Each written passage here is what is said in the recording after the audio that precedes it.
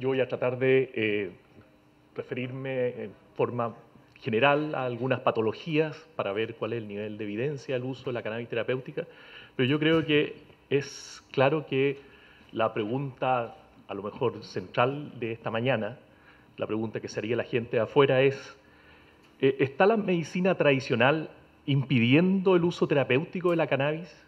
¿Ya? ¿Dejando sin tratamiento a los pacientes que se podrían beneficiar por esto? ¿Ya? Yo conozco mucha gente, entre ellos muchos pacientes míos, que opinan así. ¿Ya? O, en el otro extremo, por ser una droga recreacional, se la quiere legalizar con la excusa de la utilidad terapéutica. ¿Ya? Es un tema polémico, ¿ya? Y espero que podamos, si no resolverlo, por lo menos acercarnos a esa respuesta en el curso de esta mañana. ¿Ya? Mi declaración de conflicto de interés, recomendado por nuestra sociedad, actualmente, desgraciadamente, solamente tengo algunos pequeños fondos para investigación de la Clínica Santa María, donde trabajo. En el resto no tengo ningún otro apoyo. Una breve introducción histórica. ¿Ya? La marihuana, la cannabis sativa, es una de las plantas más antiguas de la humanidad. ¿Ya? Yo puse aquí algunos hitos históricos. Esto lo marca muy bien. Hay en libros, en escrituras de fármacos de los chinos, se remonta hasta el 2800 a.C., pero incluso hay algunos trabajos que dicen que ya hay registros de 4000 años antes de Cristo. En culturas asiáticas se empleaba en forma medicinal la cannabis. ¿Ya? Después, un poco más recientemente, la medicina india también tiene documentos que muestran cómo se usaba, y los griegos, más precoces. Este periodo aquí entre 1850 y 1937 probablemente fue el periodo de oro del uso de la cannabis como medicina, ¿ya? Probablemente avalada porque ustedes ven, estos nombres son autoridades de la medicina.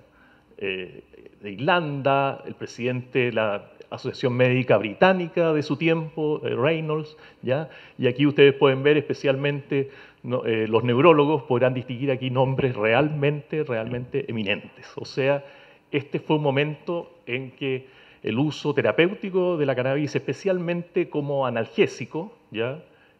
Fue realmente muy solicitado. ¿Ya? ¿Y qué pasa? En 1937, por razones entre políticas, guerras comerciales, etc., en Estados Unidos se prohíbe legalmente la marihuana. Y ahí se le produce un stop a todo este desarrollo medicinal que venía ocurriendo. En los 60 viene el gran auge de la marihuana recreacional, con el movimiento hippie. ¿Ya? Pero esto es detenido en el 70 porque se pone esta sustancia en lista 1. Sin embargo, el año 2000, a pesar de permanecer en esta lista, el año 2000 la FDA aprueba 2 medicamentos con cannabinoides sintéticos, la nabilinona, el dronabinol, con la indicación muy clara de náusea y vómito asociado con quimioterapia en pacientes que no han respondido adecuadamente a tratamientos antieméticos, y muy parecido, la anorexia en adultos con SIDA, y lo mismo náuseas y vómitos severos. ¿Ya? Y se agrega un tercero, el Sativex, como tratamiento en la esclerosis múltiple, dolor neuropático, dolor en pacientes con cáncer avanzado. Yo sé que eso va a ser expuesto con más detalle, así que no me voy a detener en eso. Bueno, esto ya la presentó la otra. ¿Ya? Ahora, ¿qué pasa? Entre los 80 y los 90 hay un trabajo científico interesante y se descubre lo que es el sistema endocannabinoide humano.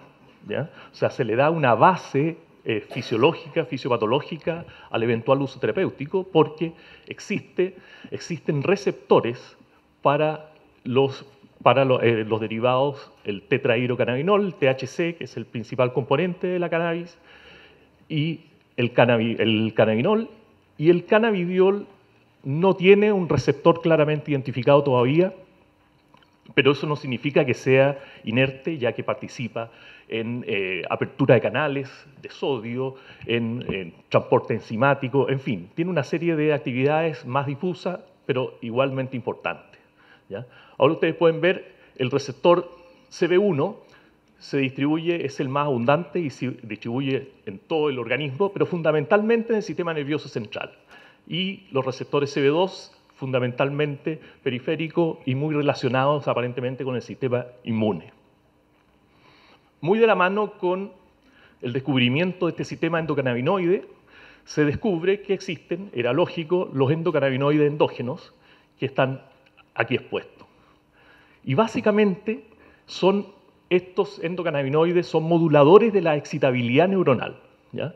En este esquema se puede ver que lo que hacen frente a una sobreestimulación, ¿ya?, de los receptores postsinápticos, los endocannabinoides actúan modulando esa actividad y disminuyendo la liberación de neurotransmisores, ya sea excitatorios o inhibitorios, de las terminales presinápticas. Básicamente esa es su acción. Ahora, no es casualidad que hayamos varios neurólogos en esto, porque la acción de estos cannabinoides, ya sea endógenos o exógenos, está muy ligada a las estructuras del sistema nervioso. Y ustedes pueden ver, la mayoría se encuentra de estos receptores en corteza, hipocampo, sistema límbico, y eso explica todos los cambios cognitivos y conductuales que se asocian al uso de la cannabis. Y además vienen todas las interacciones con el control del sistema motor, ¿ya? Los fitocannabinoides son los derivados directamente de la planta, que ya hemos mencionado, existen otros menos conocidos, pero fíjense ustedes la gran cantidad de cannabinoides sintéticos que hay, ¿eh? O sea, ha habido preocupación por esto, hay un gran incremento en la investigación respecto de estas sustancias y eso se muestra, se revela por la gran cantidad de cannabinoides sintéticos que están produciendo, ¿ya? De hecho, si uno mira la literatura científica, ha crecido en forma exponencial en los últimos 5 años, ¿ya? Perdón. Y eso explica la larga lista de enfermedades, yo puse aquí, pero es probable que me falte alguna, la larga lista de enfermedades las cuales se ha encontrado o se ha pensado que pudiera tener alguna función el uso de la cannabis sativa, ¿ya? No voy a recorrerlas todas, por supuesto, me voy a dedicar solo a algunas. Ahora, sin embargo, una encuesta recientemente publicada, el 2015, mostraba que hay algunos síntomas o algunas enfermedades claramente preferenciales en el uso de la cannabis, esto es en Estados Unidos, que son náuseas, vómitos, adelgazamiento, dolor, ya que se va a referir la doctora Rico, espasticidad, trastornos del humor, diarrea y glaucoma, ¿ya?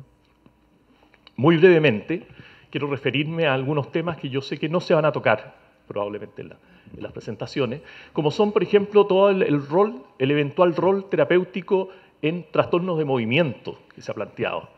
Yo he visto incluso entrevistas de distinguidos personajes del mundo nacional que han recomendado o han dicho que están usando derivados cannabinoides o de frentón, la marihuana, para tratarse enfermedad de Parkinson, por ejemplo, ¿ya? Entonces, creo que es conveniente ver qué pasa con eso, ¿eh? ¿Cuál es la evidencia? ¿Qué se sabe en estos momentos? Este es un trabajo que expone muy bien prácticamente todos los estudios que hay al respecto, ¿ya? No sé si se alcanza a notar muy bien, yo tengo aquí destacado algunos que me parecieron más importantes, ya sea por el número o porque fueron randomizados doble ciego, ¿ya? Y los resultados son contradictorios, hay algunos, especialmente las series de pequeños casos abiertas que describen leves o mejorías sustanciales de los síntomas de Parkinson, incluyendo el temblor. Sin embargo, la mayoría, las mejorías son poco claras y los trabajos son, desde un punto de vista metodológico, claramente discutibles. Y por eso la conclusión a la que llegan en esta revista, en este artículo de esta revista, que es la principal revista de los trastornos de movimiento, es que se requiere más trabajo preclínico y clínico para llegar a alguna conclusión respecto de la posible utilidad que podrían tener estos fármacos en los trastornos de movimiento en general, de los cuales la enfermedad de Parkinson es el más importante por su frecuencia. ¿Qué otras cosas hay interesantes respecto a los cuales se está investigando? Es, por ejemplo, la artritis reumatoidea. La artritis reumatoidea, los fenómenos inflamatorios y de desgaste articular del cartílago están muy relacionados con el sistema simpático, con una sobreestimulación del sistema simpático, ¿ya? Y, sorpresa, el receptor en la terminal simpática que está mediando esta respuesta es receptor cannabinoide tipo 1. ¿Ya? O sea, existiría ahí una avenida muy interesante para poder controlar una enfermedad tan invalidante como es la artritis reumatoidea, si se pudiera controlar la liberación local de noripinefrina. ¿Ya? Desgraciadamente, todavía eso está en pañales, ¿ya? Y la recomendación es que no hay una recomendación al respecto, dice que incluso los riesgos no están bien definidos en esta enfermedad y por lo tanto, nuevamente, tenemos un camino interesante de desarrollo terapéutico, pero nada claro. Esta revista es muy importante destacar que es canadiense, porque los canadienses tienen una experiencia bastante más larga que muchos otros países, tal vez incluso más que Estados Unidos, dado su sistema de salud pública, en el uso terapéutico de cannabinoides. Entonces aquí, esta es una revista de oncología, ¿ya? Y revisan qué pasa con el uso de los cannabinoides en cáncer, ¿ya? Bueno, aparte del manejo de los síntomas que ya se ha mencionado, del dolor, náuseas y vómito, la estimulación del apetito, que se ha encontrado que no es tan buena en el cáncer, sino que más bien en pacientes con SIDA, con VIH. ¿Ya? Pero además hay algunas cosas aún más interesantes, como sería una supuesta acción antineoplásica. Hay estudios preclínicos que revelan efectos antiproliferativos, antimetastásicos y antiangiogénicos incluso. ¿Ya? Y esto sería dosis dependiente. Así, eso es un problema ya, porque bajas dosis de cannabinoide, fíjense, estimulan la proliferación neoplásica y dosis altas las disminuyen. ¿Ya? ¿Cómo controlar eso? Puede ser un problema. ¿Ya? Pero de nuevo, y aquí está citado el doctor Abrams, que es muy respetado oncólogo internacionalmente, y él dice, recuerden que los animales de laboratorio no son humanos, ¿ya? Y que se requiere más evidencia para dar el paso a los seres humanos en el tratamiento oncológico. ¿Ya? Esto es del año pasado. ¿Ya?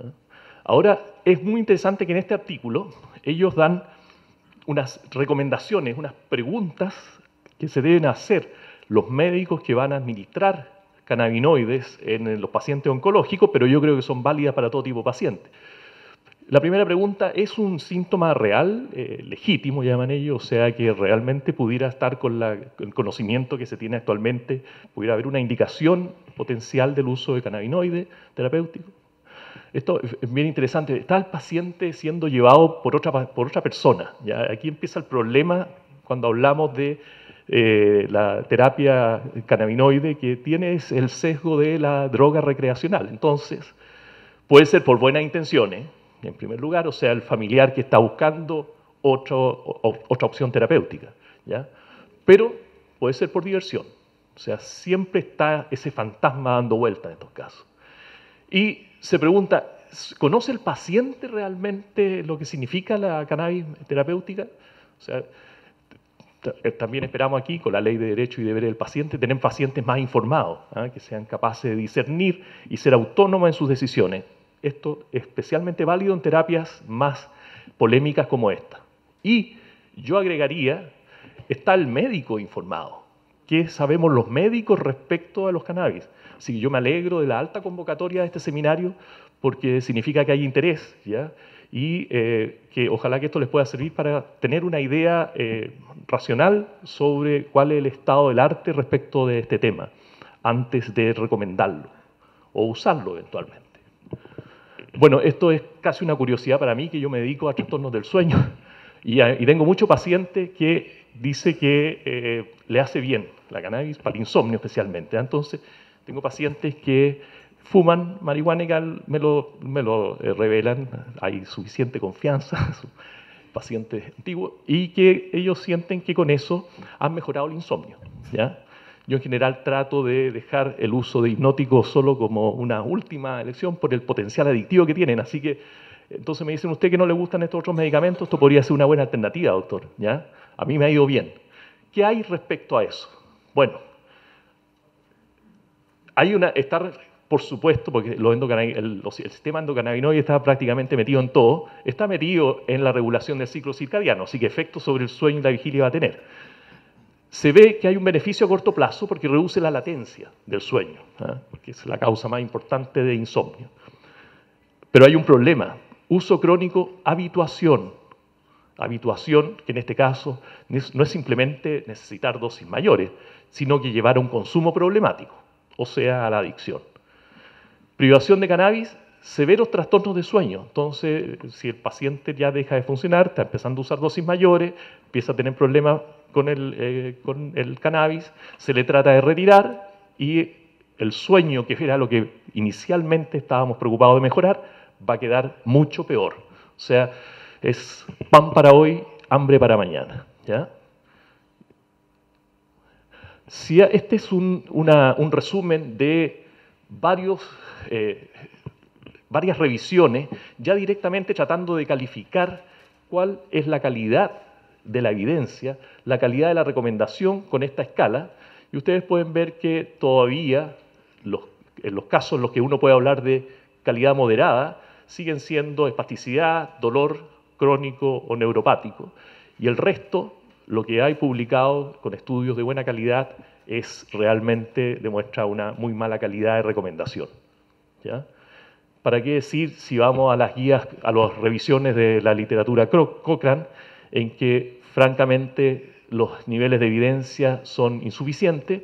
Y aquí tal vez tenemos un avance que voy a mencionar, porque yo sé que la doctora Kerima Acevedo la va a mencionar en más detalle, que es la epilepsia, ¿ya?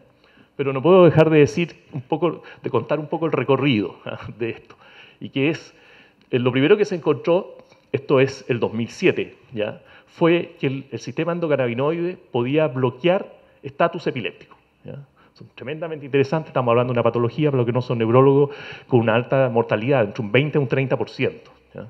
Entonces, donde claramente nuestros tratamientos tradicionales, que además tampoco tienen tan buena evidencia, muchas veces son insuficientes, ¿ya? Y aquí tenemos los dos endocannabinoides que conocemos, dos de los que conocemos, que en modelos experimentales son capaces de bloquear la actividad epiléptica excesiva, ¿ya? Y por otro lado, hay modelos animales en el cual de frentón se ha usado el cannabidiol externo, ya no los endocannabinoides, en epilepsia temporal, con pilocarpina, otros modelos animales con penicilina, y el cannabidiol puro tiene un efecto antiepiléptico. No se sabe bien cómo ni por dónde. Recuerden que además el cannabidiol no tiene un receptor claramente reconocido, así que esto queda por múltiples vías. Y esto es lo que la doctora se va a referir con detalle, va a disfrutar, pero esto recientemente publicado, y este grupo viene trabajando de mucho tiempo, ¿eh? Primero con estudios abiertos, con series, después estudios abiertos, estudios multicéntricos, y esta es la publicación muy reciente de un excelente trabajo, un ensayo randomizado, doble ciego, multicéntrico, que muestra en el síndrome de Dravet, que es una epilepsia infantil muy refractaria, muestra su utilidad, ¿ya? Y aquí muy brevemente son 120 pacientes y esta es la cifra mágica, 39% reducción de crisis, ¿ya? Que es por lo demás una cifra a la que los que vemos epilepsia estamos más o menos habituados a encontrar cuando ha salido algún fármaco antiepiléptico que tiene efecto, ¿ya? 30, 40%, o sea, es una cifra satisfactoria, ¿ya? Incluso 5% libre de crisis. Una muy buena noticia. Bueno, efectos adversos muchos, ¿eh? La mayoría tolerable, pero tenemos un problema, porque dentro de los efectos adversos está la posibilidad incluso de inducir convulsiones. O sea, probablemente incluso en un cuadro relativamente homogéneo como el síndrome de Dravet hay diferencias respecto a las respuestas con estos medicamentos, ¿ya? En todo caso, esto habla de que aquí hay un camino correcto, podríamos decir, adecuado, ¿eh? Y que está dando fruto, ¿ya? este es el camino que esperamos. De hecho, hay ensayos inscritos, estudios randomizados, ciegos y controlados inscritos, bueno, para el Dravet también en otros, para otras, porque hay que pensar que el Dravet no es más que el 1% de todas las epilepsias. De todas las epilepsias, 1% Dravet. O sea, sería su acción en una patología muy poco frecuente, por lo demás, ¿ya? Aunque muy grave, por supuesto. Pero Lennox-Gastaut, todos deben haber oído hablar, aunque no sean neurólogos, el Lennox-Gastaut, una epilepsia refractaria también infantil, adolescencia, adulto joven, que nos da muchos problemas y se está investigando, hay ensayos inscritos. La esclerosis tuberosa, lo mismo, y además se están estudiando otros cannabinoides. O sea, el trabajo respecto a los síndromes epilépticos es tremendamente interesante, ¿ya? Pero cuando uno revisa la literatura y ve lo que pasa y ve las noticias, etcétera, la pregunta que sale es lo mismo. Yo no sabía que el lema existía en inglés, ¿ya? Existe con los caballos, no con los bueyes, pero básicamente había un desorden en toda la aproximación terapéutica de los cannabinoides ha sido desordenada y por supuesto esto se explica por su efecto como droga psicotrópica, ¿ya? Que le da un estímulo especial para conseguir resultados, ¿ya? Y bueno, eso queda demostrado porque la FDA necesita 2 ensayos clínicos randomizados para aprobar medicamentos y sin embargo no lo ha hecho así, ¿ya? Y la situación actual es que para la mayoría de las indicaciones médicas no se ha cumplido con este estándar. O sea, estamos en pañales al respecto. Así que termino con estas 3 reflexiones. La medicina, aunque parte ciencia y parte arte, requiere un buen fundamento científico. No nos podemos olvidar de cómo hemos sido formados, ¿ya? Y cómo debemos mantenernos en nuestra educación médica continua. Nuestra responsabilidad médica es ofrecer a los pacientes, dentro de lo posible, lo que tenga mejor evidencia de beneficios clínicos. O reconocer cuando no se sabe. Eso es muy importante, también los pacientes lo agradecen. Y la medicina basada en la evidencia nos permite defender a los pacientes de la charlatanería, en la cual en este tema ha habido mucha, desgraciadamente, y del abuso farmacológico. Muchas gracias.